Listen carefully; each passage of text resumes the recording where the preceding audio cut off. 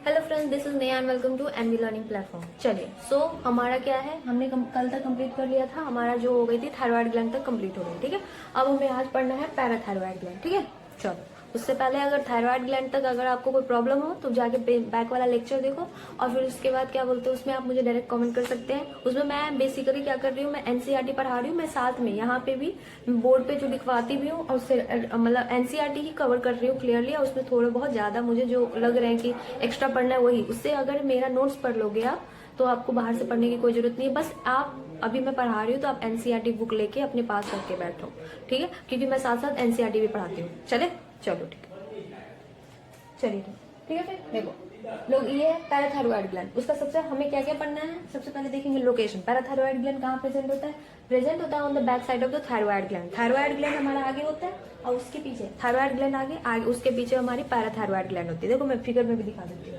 चलिए, मैं figure draw नहीं कर रही हूँ क्योंकि हमारे पास इतना टाइम नहीं है, इसी की वजह से। देखिए, दिस इज, ये हमारी ट्रैकिया है। ट्रैकिया की ये हमारी दोनों थायरॉइड ग्लैंड एंड ये देखो, ये ट्रैकिया वाली पोर्शन हुई, ये ऐसे है। अब ये ऐसे कर दोगे तो इसका जो पोर्शन है ये, तो ये हमारी पैराथायरॉइड ग्लैंड है। ये दो लूप्स होते हैं, चार लूप्स है, चार मतलब चार ये लूप्स है जिसमें दो पेयर है, एक पेयर एक साइड, एक पेयर एक साइड। दिख रहा है? ये थायरॉइड दिख रही होगी, आयु दिख रही है ना आपको? चलिए, इसी के बारे में पढ़ना है। देखो क्या ऑन द बैक साइड लिखा हुआ है, बैक साइड में ही था, on the back side of the thyroid gland. Thyroid gland के बैक साइड में क्या होता है? पैराथायरॉइड ग्लैंड होती है, ठीक है। ये दो पेयर्स होती हैं, दो पेयर होते हैं, one pair each in the two loops of the thyroid. जो होता है ये थायरॉइड ग्लैंड के मतलब ये होता है दो लूप्स में प्रेजेंट होता है। एक पेयर, एक साइड एक पेयर थी, एक साइड एक पेयर थी, ठीक है। अब है पैराथायरॉइड ग्लैंड सिक्रेट करता है पेप्टाइड हार्मोन, उसको हम बोलते हैं पैराथायरॉइड हार्मोन। ये एक हार्मोन सिक्रेट करता है, पैराथायरॉइड ग्लैंड हमारा एक हार्मोन सिक्रेट करता है, उस हार्मोन को बोलते हैं पैराथायरॉइड हार्मोन। समझ गया? चलो नोट कर लो यहाँ तक, समझ गए? चलिए, चलो देखो, ठीक है। ये पूरा मैंने ओवरऑल पूरे चार्ट जैसे बना दिया है ना, ताकि आपको अच्छे से समझ आ जाए। देखो, ये पहले ऊपर वाला लाइन देख लो। सिक्रीशन ऑफ पीटीएस मतलब parathyroid hormone is regulated by blood calcium level. जो पैराथायरॉइड कैसे सिक्रीट होगा, कब सिक्रीट होगा, वो डिपेंड करता है कि कैल्शियम लेवल ब्लड में है कि नहीं, ठीक है। दो, एक टीसीटी था, एक पीटीएस है। देखो एक दूसरे का जो दोनों क्या है, एंड कॉन्ट्रास्ट है। पीटीएस क्या, टीसीटी क्या था? जो हमारे ब्लड कैल्शियम लेवल को कम करता था, हमारे ब्लड में जो कैल्शियम लेवल है उसको डिक्रीज करता था। और इस कंडीशन में हमको पीटीएस क्या करता है? ब्लड कैल्शियम लेवल को इंक्रीज करता है। देखो क्या है कि हमारा मान लो पैराथायरॉइड हार्मोन ग्लैंड है, जो कब हार्मोन कब रिलीज करेगी? जब हमारे ब्लड में आप कैल्शियम, मान लो टीसीटी की वजह से आपके ब्लड में कैल्शियम लेवल की कमी हो गई, ठीक है। ब्लड में कैल्शियम लेवल की कमी हो गई तो, लेकिन अभी हमें ब्लड में कैल्शियम लेवल चाहिए, तो उस टाइम में क्या करना पड़ेगा हमें? पीटीएस पैराथ हार्मोन सिक्रेट करनी पड़ेगी। पैराथ हार्मोन सिक्रेट करेगी तो वो क्या करेगा, वो कब करेगा? तो ये वाला कंडीशन देख लो कि पीटीएस कब secrete, if blood calcium level जो होती है कम होती है, ठीक है। कम, यहाँ पे लिखा गया हाइपोकैल्सिमिक। हाइपोकैल्सिमिक का मतलब हो गया ब्लड कैल्शियम लेवल आपकी कम हो गई तो पीटीएच आपका सिक्रीट करेगा, पीटीएच रिलीज होगी। पीटीएच क्या कर देगा, ये दोबारा से हमारे ब्लड कैल्शियम को इंक्रीज कर देगा। अब वो कैसे इंक्रीज करेगा, वो डिक्रीज कैसे करता है? तो एक दूसरे से रिलेटेड है, इसीलिए मैं बार बार बोल रही हूँ। हमने टीसीटी को, जो आपका पैराफोलिकुलर सेल थी थायरॉइड ग्लैंड की, वो टीसीटी ब्लड कैल्शियम से कैसे मतलब ब्लड के कैल्शियम को कैसे कम करता था? एड्जॉर्प्शन कराता था कैल्शियम लेवल का। जो हमारा बोन मैट्रिक्स मतलब जो ब्लड में कैल्शियम थी उसको क्या कर लेता था? बोन मैट्रिक्स एड्जॉर्ब कर लेता था, जिसकी वजह से ब्लड में कैल्शियम कम हो गई। और सेकंड, किडनी से बचा हुआ था सो बाहर एक्सक्रीट आउट हो जाता था वो। अब यहाँ पे देखो क्या, वही बोन जिसके में बोन मैट्रिक्स जो एड्जॉर्ब करके रख लिया है, उसमें से क्या हो जाएगा, उसको ऑस्टियोक्लास्ट उस बोन को तोड़ देगा। समझ रहे हो? क्योंकि हमें लिटरली अब कैल्शियम लेवल चाहिए, तो कैल्शियम लेवल चाहिए तो क्या है, जो बोन मैट्रिक्स में चली गई थी कैल्शियम, उसी बोन्स को अब हम तोड़ देंगे। ऑस्टियोक्लास्ट होगा, स्टिमुलेट ऑस्टियोक्लास्ट। ऑस्टियोक्लास्ट का मतलब मैक्रोफेज, मैक्रोफेज होता है या ऑस्टियोक्लास्ट, तो वो क्या करता है, बोन को तोड़ देगा। बोन को तोड़ेगा तो जिससे क्या होगा, जो एड्जॉर्प्शन हुआ था उसका दोबारा से बोन क्या होते हैं ब्लड में रीअब्जॉर्ब हो जाएगी। दोबारा से ये क्या करते हैं, बोन्स का रीअब्जॉर्प्शन हुआ, जिसकी वजह से अब बोन्स वापस से कैल्शियम क्या अपने अंदर ले आई, और उसके बाद ब्लड में क्या हुआ, कैल्शियम का लेवल बढ़ गया। समझ आ गया?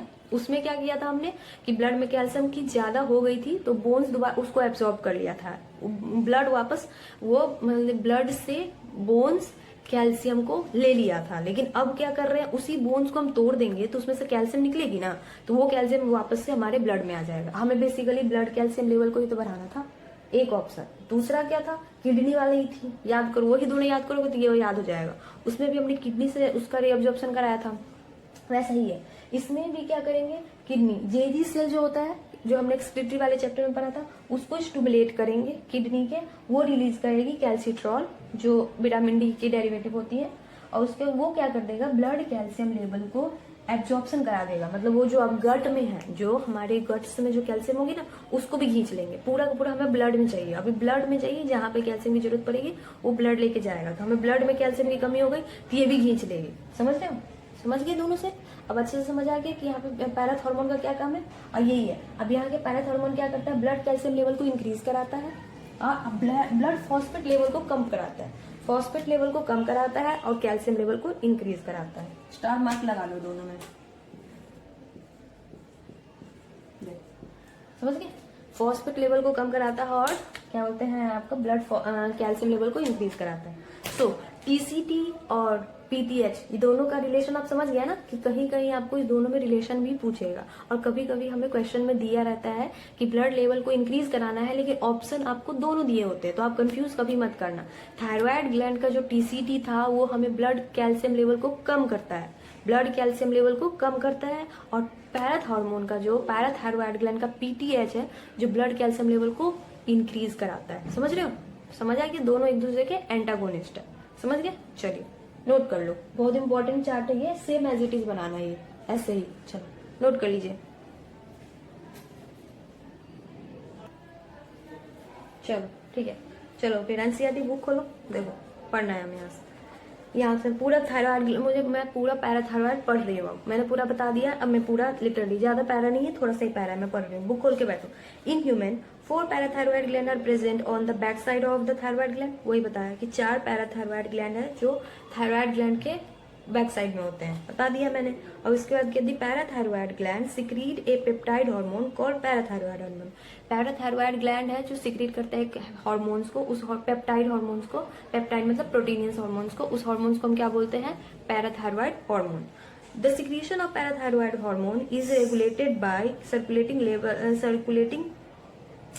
Level of calcium ion. बोला जा रहा है कि जो पैराथायरॉयड हार्मोन्स है उसका जो सिक्रीशन है किस पर डिपेंड करता है, सर्कुलेटिंग लेवल ऑफ, मतलब level of calcium ion. Calcium ion की कमी हो रही है उसके वजह से, या कैल्शियम आयन की ज्यादा हो रही है उसके वजह से। तो कैल्शियम आयन की कमी होती है उसके वजह से हमारा पैराथायरॉयड हार्मोन सिक्रीट होता है, रिलीज होता है कि अब उसको बढ़ाना है कैल्शियम आयन को बोन्स में, ब्लड में, ब्लड कैल्शियम लेवल, याद रखना ब्लड कैल्शियम लेवल।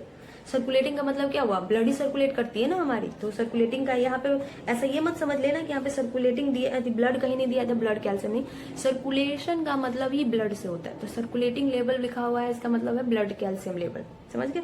अब देखो पैराथायरॉयड हार्मोन पीटीएच जिसको बोलते हो, increase the calcium level in the blood, लिखा हुआ है कि ब्लड में कैल्शियम लेवल को इंक्रीज करता है। Parathyroid hormone acts on bones and stimulate the process of bones reabsorption.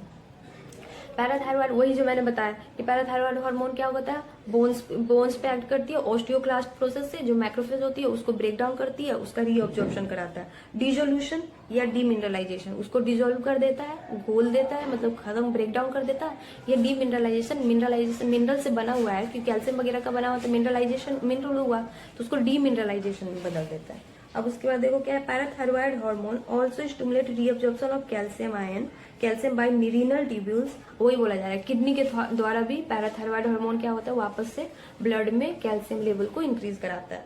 Increase calcium absorption from the digested food, जो डाइजेस्टेड फूड होती है उससे वापस से कैल्शियम का एब्जॉर्प्शन कराता है। समझ गए यहाँ तक? अब देखो क्या, it is thus clear that PTH is a hypercalcaemic hormone, इसीलिए इसको क्लियर करके बताया गया है। एक्सक्यूज मी,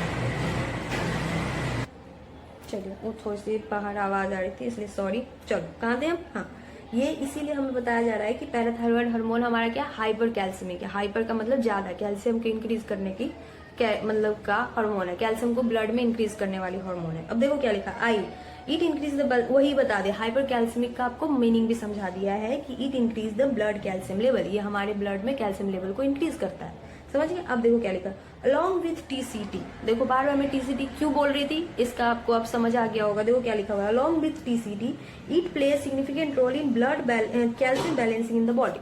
बोला जा रहा है कि टीसीटी के साथ मिलके ये बॉडी में कैल्शियम को बैलेंस करने का काम करता है। अगर कैल्शियम क्या है हमारे बॉडी में, टीसीटी अगर ब्लड के कैल्शियम को कम करती है तो ये पैराथायरॉयड हार्मोन वापस से ब्लड कैल्शियम को इंक्रीज करती है। तो आपस में एक दूसरे का एंटागोनिस्ट भी है और एक दूसरे से डिपेंडेंट भी है, कि एक कम करता है एक ज्यादा करता है, दोनों तो होनी चाहिए ना, तो दोनों का एक दूसरे से आपस में रिलेटेड है। सो चलो देखो एक रिलेशन है, देख लो दोनों के बीच में, ये दिखा रही हूँ पैराथायरॉयड ग्लैंड वाली और इस मतलब टीसीटी और पीटीएच के बीच में बेसिकली रिलेशन दिखा रही हूँ। टीसीटी कहाँ से रिलीज होता है, पैराफोलिकुलर सेल थायराइड ग्लैंड का।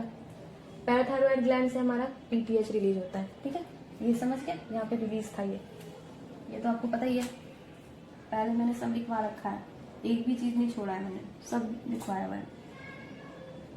मैं सारा करवा रही हूँ आपको, देखो हो गया। अब टीसीटी इंक्रीज हो जाएगी। टीसीटी इंक्रीज होने का मतलब क्या हुआ कि ब्लड में कैल्शियम लेवल की कमी हो गई। ब्लड में कैल्शियम लेवल की कमी हो जाएगी तो ये पैराथायरॉयड ग्लैंड को रिलीज मतलब स्टिमुलेट कर देगा, कर देगी ना।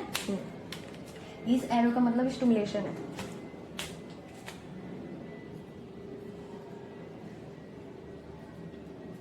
ठीक है, स्टिमुलेट कर देगी। और अगर पीटीएच का बढ़ गया, पीटीएच बढ़ गया मतलब ब्लड में कैल्शियम लेवल की क्वांटिटी बहुत हाई हो गई। तो ब्लड में कैल्शियम लेवल की क्वांटिटी हाई हो गई थी, फिर दोबारा से उसको मेंटेन करने के लिए ये पैराफोलिकुलर सेल को स्टिमुलेट कर देगा कि वो दोबारा से टीसीटी रिलीज करे। एक दूसरे से ये चलता रहता है, समझ गए। बस यही रिलेशन है, देख लो। और ये टीसीटी हाइपोकैल्सिमिक, कैल्शियम की कमी होती है, और high PTH hyper calcium, calcium ज्यादा होता है। और दोनों क्या करता है, रेगुलेट करता है blood calcium level, regulation of blood calcium level, blood calcium level को रेगुलेट करके रखता है, समझ गए। बस ये ऐसे ही चार्ट लर्न कर लो, इसमें कोई कंफ्यूजन नहीं है। चलो आगे देखते हैं। अब थाइमस, अब हम पढ़ेंगे आगे वाली ग्लैंड, थाइमस ग्लैंड। चलिए नोट कर लीजिए इसको,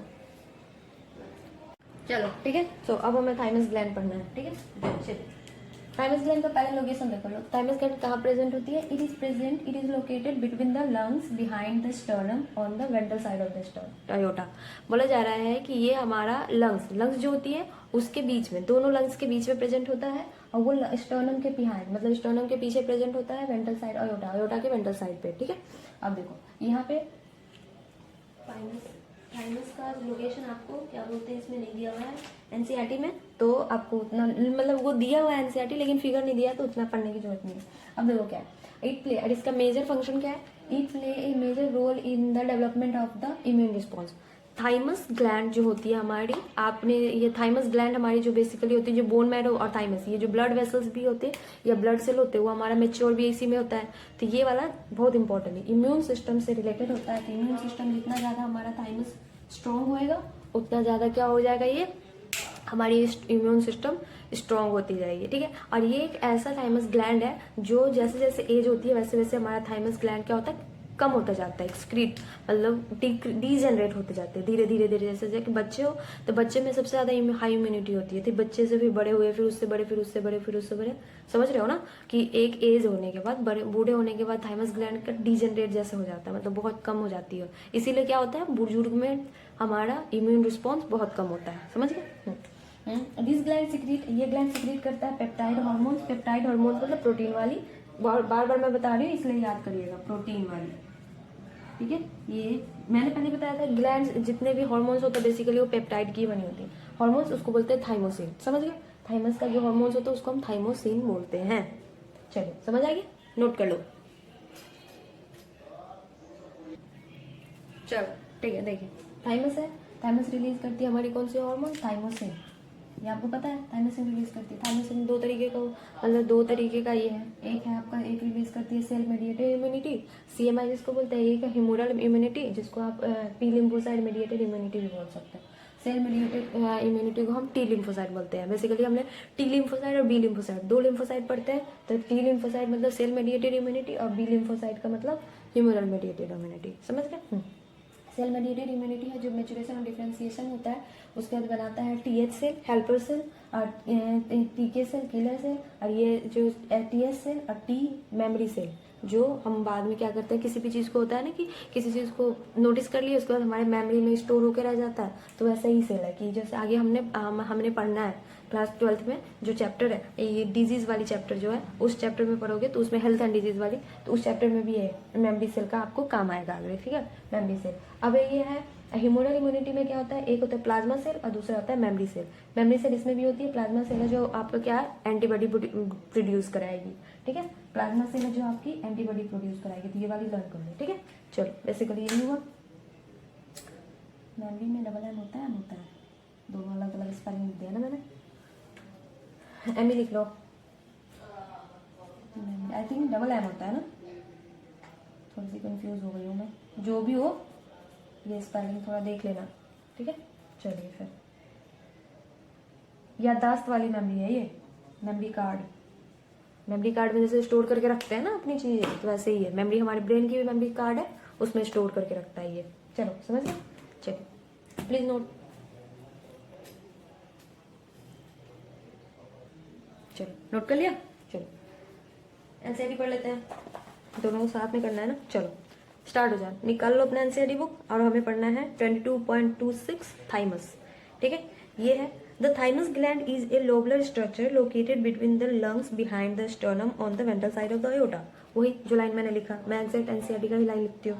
the thymus play a major role in development of, ऐसा नहीं है कि अगर ये मत सोचना है कि मैं एनसीईआरटी का ही लाइन लिखती हूँ तो मुझे दूसरे लाइन नहीं, मतलब मुझे नहीं पता है, बट क्या होता है ना, टॉपिक्स कहीं भी घुमा फिरा दो, आप उसका पोजीशन तो चेंज नहीं कर सकते, उसका लोकेशन चेंज नहीं कर सकते, कहीं और लैंग्वेज में आपको कोई और, मतलब जैसे आप पढ़ रहे हो जिस स्कूल्स में पढ़ रहे होंगे तो उसमें आपको लैंग्वेज में कोई और लिखाया होगा, लेकिन आपको ये वाली जो पोजीशन मैंने लिखवाई कि वो दोनों लंग्स के बीच में जो प्रेजेंट होती है और स्टर्नम बिहाइंड द स्टर्नम, तो वो आपको तो हमेशा वही पोजीशन हर टीचर लिखवाएंगे।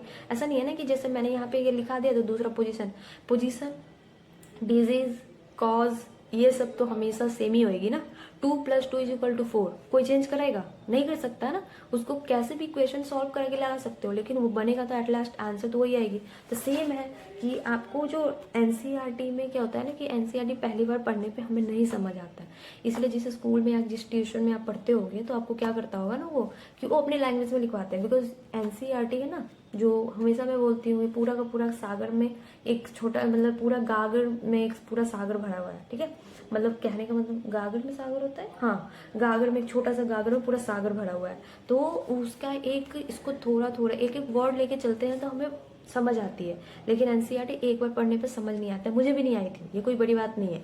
एनसीईआरटी को एक बार पढ़ो 2 बार पढ़ो तो बहुत टाइम लगता है समझने में, तो यही प्रॉब्लम है।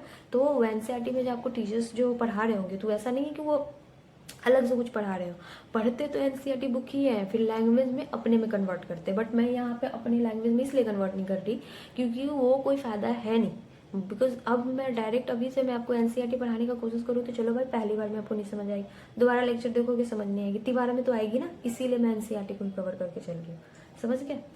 चलो अब है thymus play a major role in development of immune system, ये भी मैंने बता दिया कि हमारे इम्यून सिस्टम के डेवलपमेंट में हमारा थाइमस ग्लैंड क्या करता है, बहुत मेजर भूमिका निभाती है। This gland secrete the peptide hormone जिसको मैंने थाइमोसिन बोला था, और उसके बाद thymosin play major role in differentiation of T lymphocyte which provide cell mediated, यही है टी लिम्फोसाइट जो सेल मेडिएटेड इम्यूनिटी, हाँ। और उसके बाद in addition thymosin also promote production of antibody to provide humoral immunity, antibody provide कराती है, produce कराता है ह्यूमरल इम्यूनिटी, ये लिखा हुआ है। और उसके बाद आगे है जो ये भी लाइन मैंने बता दिया, thymus is degenerated in old individual resulting the decrease production of thymosin, यही बोला जा रहा है कि थाइमस ग्लैंड, अभी मैंने बोला कि जैसे जैसे बच्चे बड़े होते हैं, जैसे जैसे आपका एज बढ़ेगा आपको थाइमस ग्लैंड क्या होगा, थाइमोसिन का सिक्रेशन कम होता जाएगा क्योंकि थाइमस ग्लैंड डीजनरेट हो जाती है, अभी मैंने बताया। और उसके as a result immune response of old person become weak, और उसी के अंतर्गत क्या होता है कि जैसे जैसे आप बड़े होते हैं, जैसे जैसे बुजुर्ग होते हैं, तो बुजुर्ग लोगों की इम्यून सिस्टम क्या होती है, वीक होती जाती है, समझ गए। चलिए अच्छे से क्लियर हो गया। चलो सो यही जो मैंने एनसीईआरटी जो आपको बोला वही मैंने पढ़ा दिया, तो कि आपको कहीं भी कोई सस्पेंस और कोई भी कंफ्यूजन ना रहे। आई होप आपको सब क्लियर हो गई होगी। चलो ठीक है, फिर नोट कर लो। चलिए सो अब देखते हैं पैनक्रियाज। देखो पैनक्रियाज का लोकेशन क्या होता है, पैनक्रियाज हमारी होती है back side of the belly, ये होता है toss the back side of the belly और बिहाइंड द स्टमक, स्टमक के नीचे होता है, ठीक है। डाइजेस्टिव चैप्टर वाले में तो हमने जैसे पर देख लिया कि पैनक्रियाज का पोजीशन क्या होता है, स्टमक के नीचे होता है, या फिर इसको back side of the belly भी बोल सकते हैं, ठीक है। पैनक्रियाज है जो कंपोजिट ग्लैंड है, कंपोजिट ग्लैंड किसको बोलते हैं, कंपोजिट मतलब बना हुआ है दो का, मिक्स्ड ग्लैंड लिख सकते हैं, कंपोजिट की जगह पर मिक्स्ड ग्लैंड लिख दो। मिक्स्ड मतलब इसमें ये होता है जो एक्सोक्राइन एंडोक्राइन दोनों ग्लैंड होती है इसमें, ठीक है। बेसिकली इसमें एक्सोक्राइन ग्लैंड भी होती है, एंडोक्राइन ग्लैंड भी होती है। मैंने एंडोक्राइन ग्लैंड पहले लिखा है क्योंकि हमें एंडोक्राइन ग्लैंड ही पढ़ना है, क्योंकि इसका एंडोक्राइन वाली पार्ट है जो हार्मोन रिलीज करती है और एक्सोक्राइन वाले पार्ट है जो डाइजेस्टिव एंजाइम रिलीज करती है। समझ आया?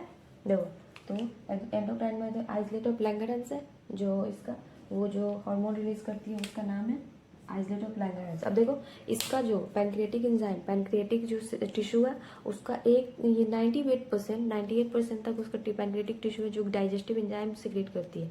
1 से 2% ही पैनक्रियाटिक टिश्यू जो हमारी हार्मोन सिक्रेट करती है। समझ गए? तो हार्मोन सिक्रेट करने वाली बहुत कम है और सबसे ज़्यादा मिक्स्ड में भी सबसे ज़्यादा है जो एक्सोक्राइन पार्ट सिक्रेट करती है। एक्सोक्राइन पार्ट ज़्यादा पाए जाते हैं, एंडोक्राइन पार्ट कम पाया जाता है। एक्सोक्राइन पार्ट 98% तक पैनक्रियाटिक टिश्यू का होता है जो हमारा डाइजेस्टिव एंजाइम सिक्रेट करता है, और एंडोक्राइन पार्ट जो है बस 1 से 2% है जो हमारा हार्मोन सिक्रेट करता है। समझ गए? चलिए तो यही ये जो 1 से 2% वाली जो पार्ट है उसी पार्ट को हम अभी डिटेल में पढ़ेंगे कि ये आइसोलेट ऑफ लैंगरहंस वाला पार्ट, ठीक है। चलो नोट कर लो ये, चलिए नोट कर लीजिए। देखो ठीक है, पैनक्रियाज क्या आइसोलेट ऑफ लैंगरहंस, ये 3 सेल सिक्रेट करता है, एक अल्फा, दूसरा बीटा, तीसरा गामा, ठीक है। तो अल्फा सेल रिलीज करती है ग्लूकागोन, ठीक है। अल्फा सेल हमारी ग्लूकागोन रिलीज करती है, बीटा सेल हमारी इंसुलिन रिलीज करती है और गामा है सोमेटोस्टेटिन। ग्लूकागोन का काम क्या है? ग्लूकागोन मतलब होता है ग्लूकोज का अमाउंट ज़्यादा। ग्लूकोज का अमाउंट ज़्यादा कहाँ पे? ब्लड में। ये सब ब्लड का बात हो रहा है, ठीक है। तो ये हाइपर ग्लाइसेमिक है। हाइपर मतलब ज़्यादा, ग्लाइसेमिक मतलब ग्लूकोज। तो इसमें क्या होता है, इस केस में हमारा है ब्लड में ग्लूकोज का अमाउंट ज़्यादा हो जाता है। यहाँ पर लिखा है इंक्रीज ग्लूकोज लेवल, ये ब्लड ग्लूकोज लेवल इंक्रीज हो जाता है। कैसे? ये इसमें होता है ग्लूकागोन ग्लाइकोजन को ग्लूकोज में कन्वर्ट करता है, ठीक है। ग्लाइकोजन को ग्लूकोज में कन्वर्ट करता है बाय ग्लाइकोजिनोलाइसिस। ग्लाइकोजिनोलाइसिस का मतलब हुआ break down of glycogen. Glycogen के ब्रेक डाउन को हम ग्लाइकोजिनोलाइसिस बोलते हैं। समझ गए?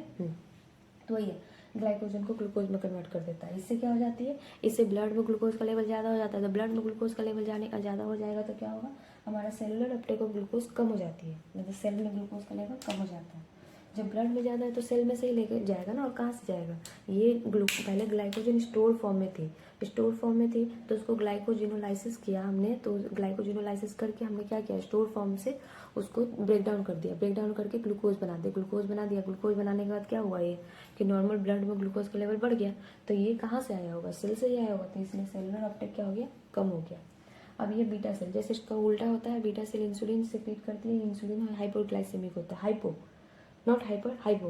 हमारा ग्लूकागोन जो है तो ग्लाइकोजन जो हमारा तो हाइपर था, और इंसुलिन हमारी हाइपोग्लाइसेमिक है। हाइपोग्लाइसेमिक है तो क्या हुआ, मतलब ये ब्लड में ग्लूकोज का लेवल क्या हुआ, कम होगा। ब्लड में ग्लूकोज का लेवल कम है तो ऑब्वियसली ये सेलुलर अपटेक ज़्यादा होएगा, ठीक है। कि सेल ब्लड में से ग्लूकोज ले ली होगी तभी तो ब्लड में कम हो गई ना।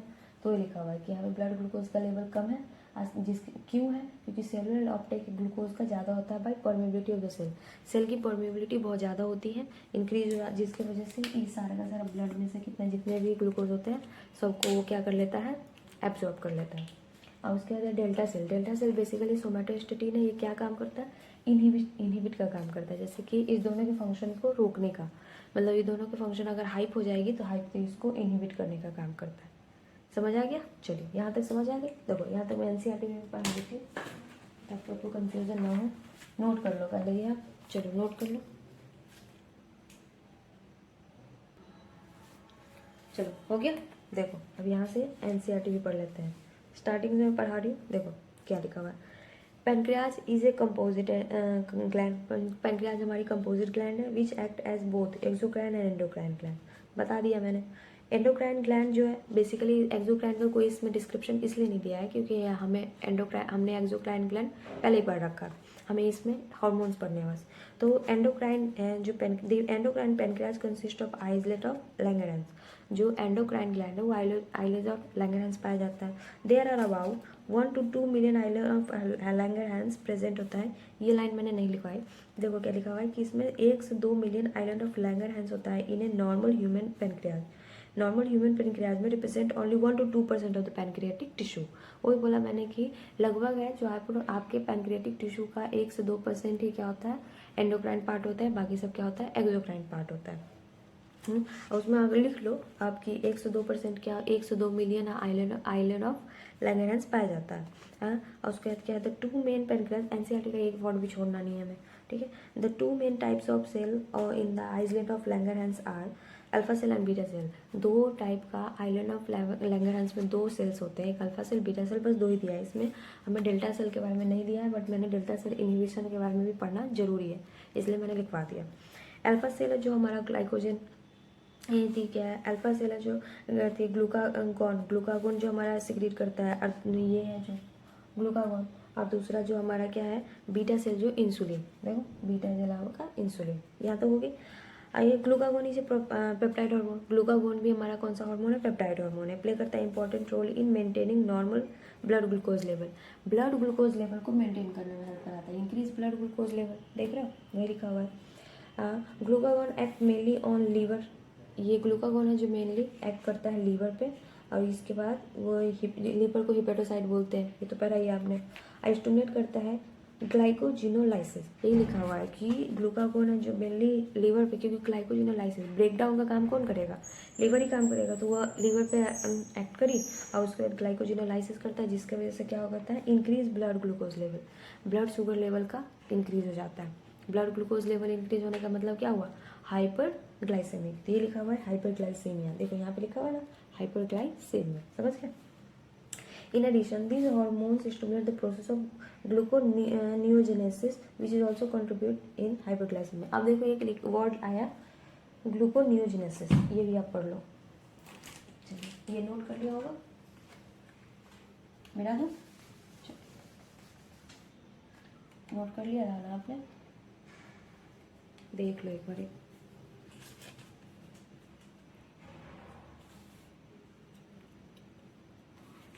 नोट नहीं किया है आपने तो एक मिनट में लिख देती हूँ दोबारा से। क्या था हमारा, अल्फा सेल, ठीक है, अल्फा सेल्स सामने हट नहीं थी तो नोट नहीं किया होगा आपने, रिलीज लिख लीजिए, चलो नोट कर लो। चलिए हो गया। अब एक वर्ड आपने एनसीईआरटी में देखा ग्लूकोनियोजेनेसिस, उसके बारे में हमें पढ़ना है। बेसिकली ग्लूकोनियोजेनेसिस के वर्ड में ही आपको बहुत सारा कुछ लिखा हुआ है, बट मैं एक्सप्लेन कर देती हूँ ताकि आपको कोई भी कंफ्यूजन ना आए। और मिटा दे रही हूँ,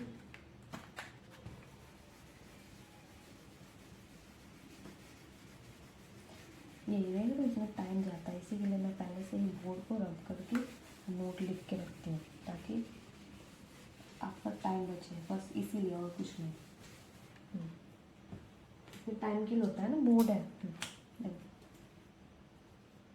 ग्लूकोनियोजेनेसिस, समझे, यही क्या है, इस लाइन को मिटाइए, ग्लूको नियोजेनेसिस क्या मतलब हुआ, ग्लूकोज, नियो का मतलब नए, न्यू जेनेसिस का मतलब फॉर्मेशन। हाँ देखो हमने नियोजेनेसिस, जेनेसिस का मतलब फॉर्मेशन होता है, ये हमेशा, लाइसिस मतलब ब्रेक डाउन, जेनेसिस मतलब फॉर्मेशन। फॉर्मेशन क्या समझते हो, इस 3 वर्ड मैंने लिख दिया, इससे आप खुद सोचो क्या क्या आप दिमाग में सोच सकते हो। ग्लूकोज नए तरीके से बनना है, हाँ ये लाइन, या फिर ग्लूकोज का फॉर्मेशन एक नए चीज़ से बनना, ये भी सोच सकते हो, तो वही है। इसमें क्या होता है, ग्लूको का मतलब ग्लूकोज, यहाँ पे लिख दो पूरा कंप्लीट ग्लूकोज, ठीक है। देखो इसमें क्या होता है ना कि हमारा ग्लूकोज का फॉर्मेशन होता है एक नए प्रोडक्ट्स, मतलब एक नया आपका जो प्रिकर्सर होता है उससे, जिसमें कोई कार्बोहाइड्रेट वाली फॉर्म नहीं होती। ठीक है, लिख लीजिए, डेफिनेशन लिख सकते हैं। Formation of new glucose means नया ग्लूकोज का मतलब है कि नया तरीके का ग्लूकोज, एक नया अलग से ग्लूकोज बन रहा है ना, नया molecule glucose, new molecule of glucose. Molecule ही लोगों ने तो आपको होगा कि नया ग्लूकोज क्या होता है।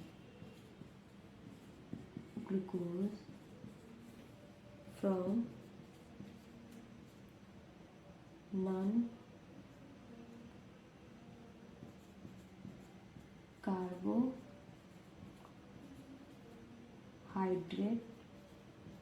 प्रिकर्सर।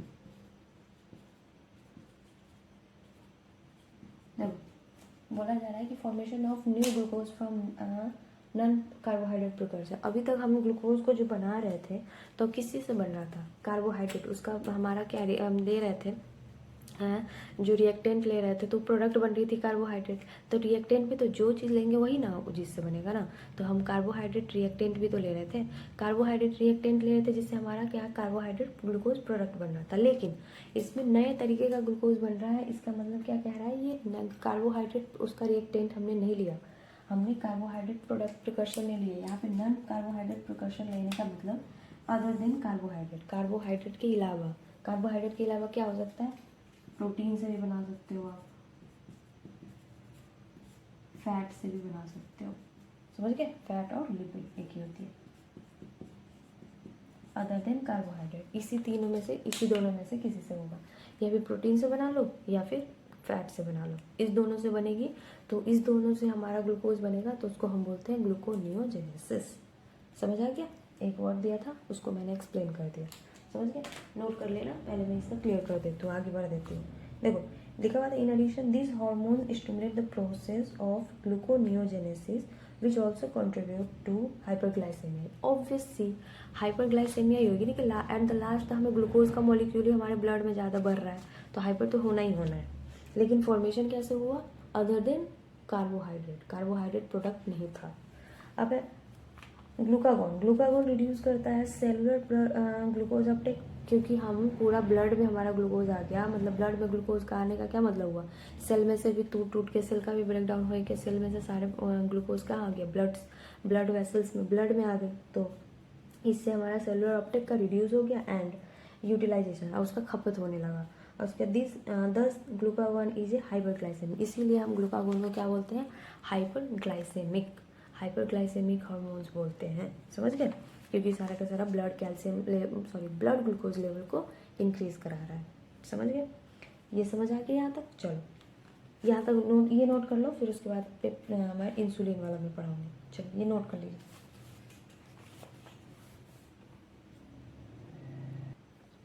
चलो हो गया। अब देखो अब क्या लिखा हुआ है, insulin is a peptide hormone, insulin भी पेप्टाइड हार्मोन है, please play a major role in the regulation of glucose homeostasis. ये भी है जो ग्लूकोज की होमोस्टेसिस मतलब ग्लूकोज को बैलेंस करने में हेल्प कराता है।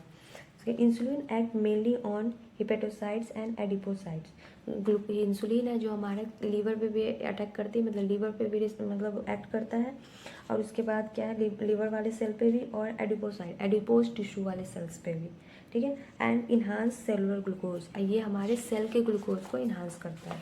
ठीक है, इनटेक का अपटेक और यूटिलाइजेशन, मतलब ये हमारा क्या हुआ कि ब्लड में ग्लूकोज लेवल ज़्यादा हो गई तो ब्लड को क्या करेगा, ब्लड में से ग्लूकोज को लेके और वो सेल को देगा तो क्या हो जाएगी, फिर ब्लड की ग्लूकोज लेवल कम हो जाएगी। तो इसीलिए हमने क्या लिखा था, ये हाइपर और हाइपो किस बेसिस पे है, हर चीज़ में। हाइपर कैल्सिमिक हो गई, हाइपर ग्लाइकोजेनेसिस ग्लाइकोजन हो गई, ग्लाइसेमिक जो भी हुई वो सब किस बेसिस में, ब्लड के बेसिस पे होगी कि ब्लड में अगर ज़्यादा है तो हाइपर, ब्लड में अगर कम है तो हाइपो, या फिर वो ग्लूकोज हो, आयोडीन हो, या फिर आप क्या कहते हैं कैल्शियम हो, कोई भी हो तो ब्लड के रिस्पेक्ट में दिया हुआ है। समझ गए, ये आप ऐसा मत कर देना कि हाइपर का मतलब हो गया बॉडी से बाहर फ्लूइड में बह रही है बेसिकली तब हाइपर हुई, ब्लड में चली थी किसी ब्लड में नहीं, ब्लड तो फ्लूइड ही है ना, तो ब्लड में बह रही है, फ्लूइड में बह रही है तो वो अनुपात हुई। अगर वही है जो बॉडी एब्जॉर्ब कर लेगी, कोई सेल अंदर ले गया तो हाइप क्यों होगा, क्योंकि वो अपना यूटिलाइज कर लेगा उसको, तो उसका नहीं है, ठीक है। As a result there is a rapid movement of glucose from blood to hepatocyte और adipocyte result in decrease blood glucose level, इसको हाइपोग्लाइसेमिया। देखो सेम लिखा हुआ है कि जो मैंने अभी बोला कि जो आपका ग्लूकोज का इंसुलिन का बेसिक काम है कि ये आपका ब्लड में से ग्लूकोज को लेके जाता है, सेल को पहुंचाता है, सेल को पहुंचाता है, ये अपटेक देता है, जिसके वजह से क्या होता है, एक रैपिड मूवमेंट, वही जो ग्लूकोज गया ब्लड में से हिपेटोसाइट मतलब या फिर लीवर वाले और सेल को या फिर एडिपोज टिश्यू वाले सेल को, बेसिकली तो सेल ही में जा रहा है ना ग्लूकोज में ब्लड में से, तो ये क्या करेगा, ब्लड ग्लूकोज को कम कर देगा। ब्लड ग्लूकोज को कम कर दिया, इसका मतलब हाइपो हो गई, हाइपोग्लाइसेमिया हो गई। Insulin also stimulate conversion of glucose to glycogen. अब क्या कर रहा है, ग्लूकोज को ग्लाइकोजन में कन्वर्ट कर रहा है। हमने क्या करा, हमारा ग्लूकागॉन था वो ग्लाइकोजन को ग्लूकोज में बना रहा था, क्योंकि हमें ब्लड ग्लूकोज लेवल को इंक्रीज करना था। लेकिन ये क्या कर रहा है, हमारा ग्लूकोज को ग्लाइकोजन में कन्वर्ट कर रहा है, इसलिए इसको हम ग्लाइकोजेनेसिस बोलते हैं, ठीक है। ग्लाइकोजेनेसिस देखो ये लिख लिया है ना, ग्लूको था अब ग्लाइको है, एक वर्ड, 3 वर्ड में आप कंफ्यूज मत होना और अच्छे से याद करना। ये तीनों कंफ्यूज होता है, बच्चे बहुत हो जाते हैं।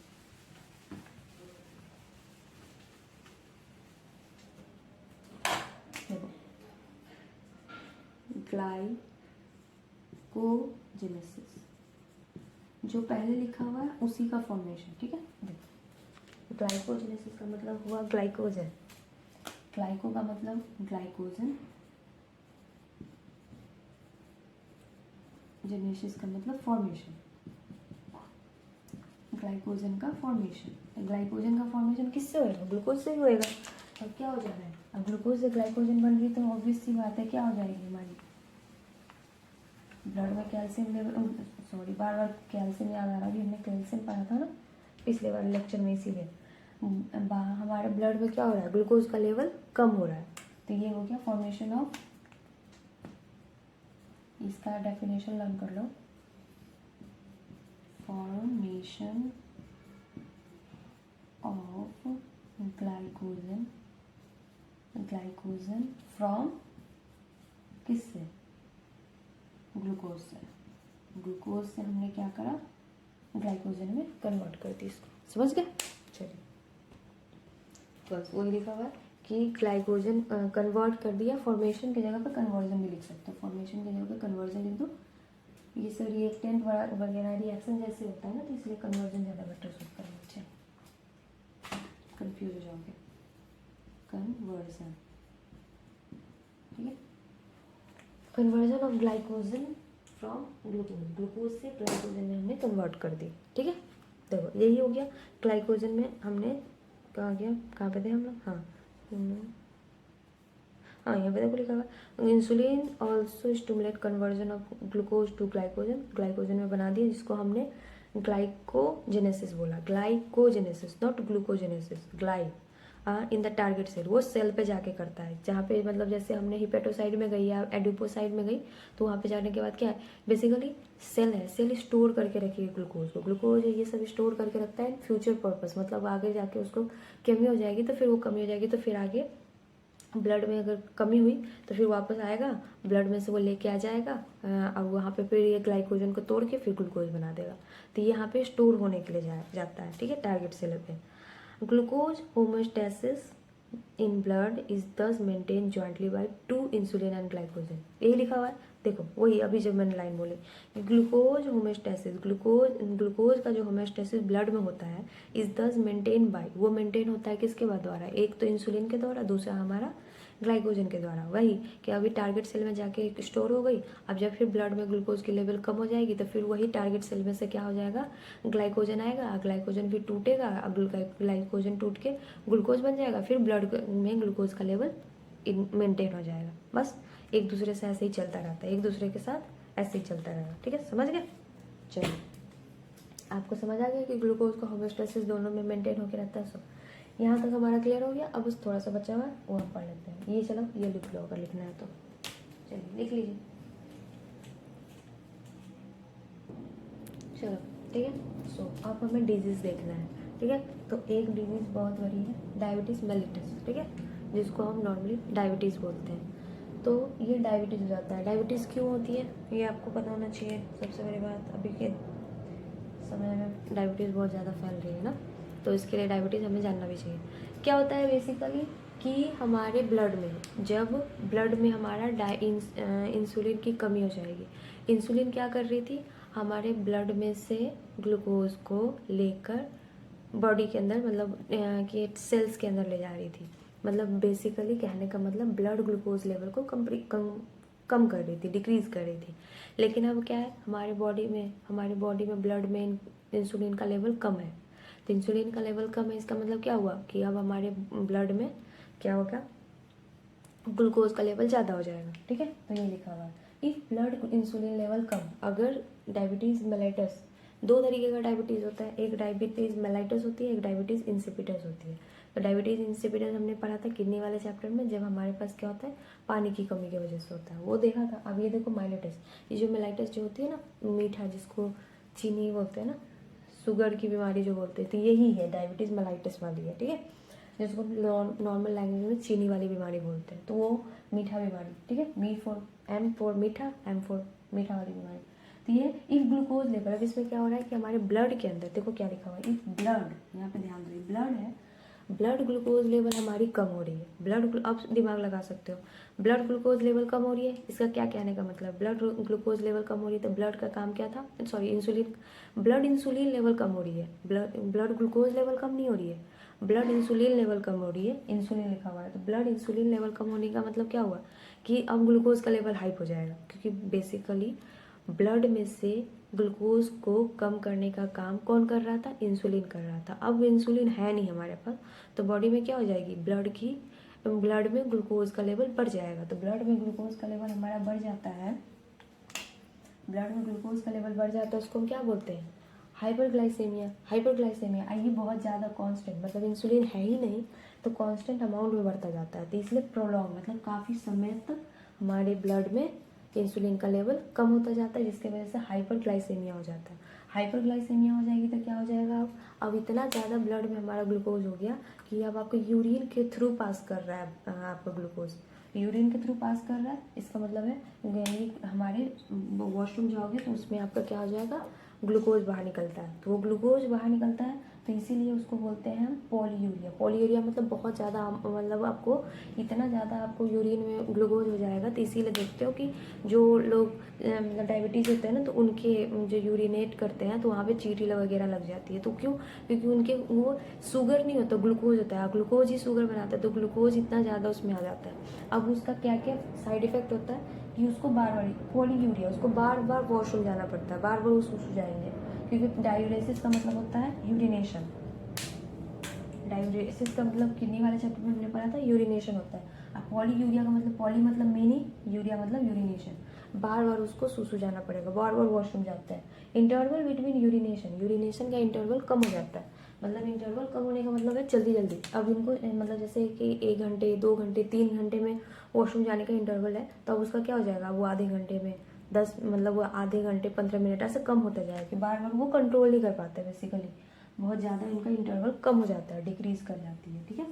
अब इंटरवल डिक्रीज कर गई, उसके वजह से आप सोच सकते हो कि अब क्या है कि जो बंदा 5-5 घंटे या फिर जो बंदा 3-3 4-4 घंटे पे वॉशरूम जाता था, अब वो हर 2 घंटे पे, हर 1 घंटे पे जा रहा है, तो ऑब्वियस सी बात है उसको प्यास ज़्यादा लगेगी, और उस क्या बोलते हैं, तो उसके बाद उसकी बॉडी में क्या हो जाएगा, डिहाइड्रेशन हो जाएगा, पानी की कमी हो जाएगी। तो जितना ज़्यादा फील करता है वो आदमी मोर थर्स्टी, उसको हमेशा प्यास लगी रहती है। अब उसके वजह से उसका बॉडी क्या होता है, डिहाइड्रेट हो जाता है, क्योंकि अब यूरिनेशन करते हैं तो पानी ही रिलीज होती है ना, तो यूरिनेशन, अब उसकी वजह से प्यास ज़्यादा लगती है और कीटोन बॉडी का फॉर्मेशन हो जाता है, जिसके पॉलीयूरिया होता है। तब इसमें क्या, इनकम्प्लीट ब्रेकडाउन। अब ब्रेकडाउन जो होता है वो फैट का कम्प्लीटली ब्रेकडाउन नहीं हो पाता है, पूरी तरह से नहीं, मतलब कंप्लीट ब्रेकडाउन हो जाता तो पूरी तरह से पीसेज में बढ़ जाएंगे, तो आपस में वो एब्जॉर्ब भी हो जाएगा और बचा हुआ पार्टिकल बाहर निकल जाएगा। लेकिन ये इनकम्प्लीट ब्रेकडाउन होता है, जिसकी वजह से कीटोन बॉडी में बनने लगती है, ठीक है। और वो कीटोन बॉडी में आगे जाके हार्मफुल, हमारे लिए बहुत ज़्यादा हार्मफुल है। और उसके बाद ज़्यादा इसको प्यास भी लगती है, और उसके साथ साथ उसको ज़्यादा भूख भी लगती है, उसको वो लोग हंग्री हो जाते हैं, भुक्खर, समझ गया? समझे? टेबल समझ आ गया? ये डायबिटीज़ मेलाइटिस क्या होता है, डायबिटीज़ मेलाइटिस कैसे होता है, ये भी समझ आ गया। चलिए एनसीईआरटी पर लेते हैं। चलिए यहाँ से था, prolong hyperglycaemia leads to a complex disorder called diabetes mellitus. वही काफ़ी देर तक आपके बॉडी में ब्लड में हाइपरग्लाइसेमिया हो जाता है, जिसके वजह से आपको डायबिटीज मेलाइटिस नाम की डिजीज होती है, which is associated with loss of glucose through urine and formation of harmful compound called ketone body. यही है कि जिसकी वजह से क्या होता है, हमारे बॉडी में ग्लूकोज का लेवल कम हो जाता है, जो यूरिन के थ्रू पास कर जाती है और हमारे बॉडी में एक हार्मफुल कीटोन बॉडी बनता है। समझ गया? यही था, ये जो एक लाइन में लिखा हुआ है एनसीईआरटी में, उसी को मैंने पूरा डिटेल में लिखवा दिया। समझ गए? अब उसके बाद क्या है, डायबिटिक पेशेंट, जो डायबिटिक पेशेंट होते हैं वो successfully treated with insulin therapy. उसको क्या किया जाता है, जो डायबिटीज़ का ट्रीटमेंट कराते हैं ना, तो बेसिकली उसको इंसुलिन थेरेपी दी जाती है। उसको बाहर से भी किसी को इंसुलिन के सुई लगता है, इंजेक्शन, या फिर किसी को वायल चढ़ता है, या फिर किसी को टैबलेट दी जाती है कि उसके बॉडी में जब उसको मतलब इंसुलिन की कमी होएगी तो वो इंसुलिन इंजेक्ट कर देंगे, तो उसके बॉडी में आर्टिफिशियल इंसुलिन, मतलब बाहर से आउटवर्ड, नेचुरल तो बन नहीं रहा है, नेचुरल जनरेट नहीं हो रहा था, बाहर से हम इंसुलिन देते हैं कि उसके ब्लड में इंसुलिन की क्वांटिटी बढ़ जाएगी, तो जो हाइपर ग्लाइसीमिया वाला कंडीशन है उसको वापस से क्या कर देगा, ब्लड इंसुलिन अपना, इंसुलिन तो नॉर्मल फंक्शन ही करेगा ना, सेल के अंदर चला गया तो अब नॉर्मल सा फंक्शन करेगा कि फिर से वो वापस से उसको क्या करेगा, उसके सेल्स में ले जाएगा ग्लूकोज को ब्लड में से निकाल के, तो वही काम करेगा। तो वही काम था उसका, लेकिन अब नेचुरली आप इंसुलिन, आपका बीटा सेल बेसिकली काम नहीं कर रहा है। यही याद कर सकते हो, दिमाग में लगा लो कि हमारा जो कीटोन ये पैनक्रियाज का जो बीटा सेल था, वो बीटा सेल आपका काम नहीं कर रहा है, तो इसीलिए आपका इंसुलिन फॉर्मेशन नहीं हो पा रही। समझ गए? चलिए नोट कर लो इसको।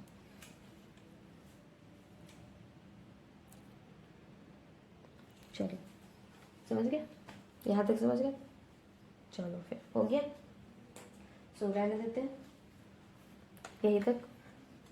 अब एक सबसे बड़ा ग्लैंड बचा हुआ है, एड्रिनल ग्लैंड, मतलब वो थायराइड ग्लैंड के बाद वो है ना एड्रिनल ग्लैंड, बड़ा है काफ़ी, बट वो पढ़ लेंगे, और फिर उसके बाद गोनाडल वाली, फिर इसके बाद हार्मोनल बैलेंस। समझ गए? चलिए फिर समझ आ गया है आपको ये? चलिए वेरी गुड।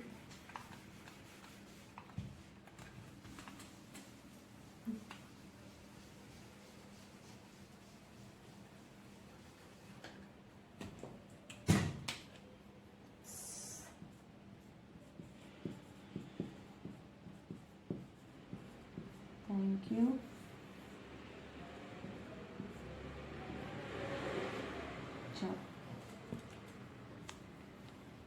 चलो फिर हो गया आज का। चलो चैनल शेयर करो, सब्सक्राइब करो, लाइक करो। ओके चलो बाय।